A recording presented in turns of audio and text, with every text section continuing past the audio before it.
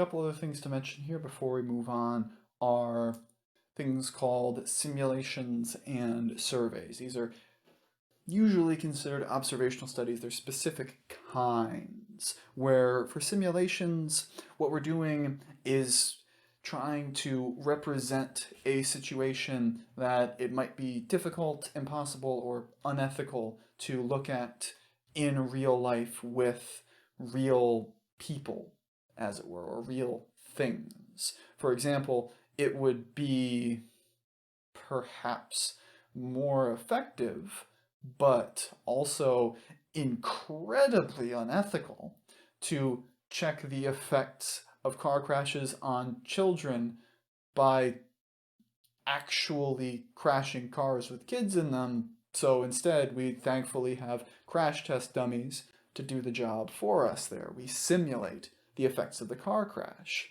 On the other hand, we can have situations where you can't really look at it in the exact context of the time. Like, say, if we wanted to see what effects there were from Mansa Musa's pilgrimage in the 14th century to Mecca on local economies, can't exactly go back to Africa in the 1300s and check ourselves, so we have to simulate it to get a sense of what may have occurred.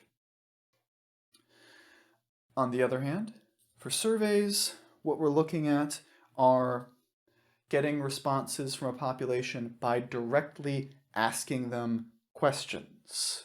Where, for a good example of a survey, we can think of the national census, where we have questions sent out to every person in the population, which I believe our census was conducted actually last year.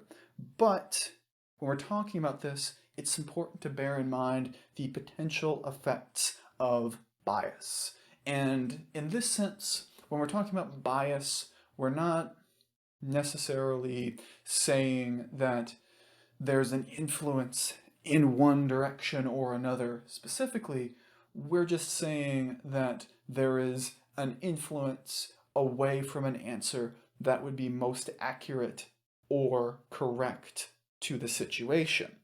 For example, when we're looking at the US Census, certain ethnicities were not always properly included, properly represented as options, thereby forcing some of the answers to be biased from some of the people who were giving them.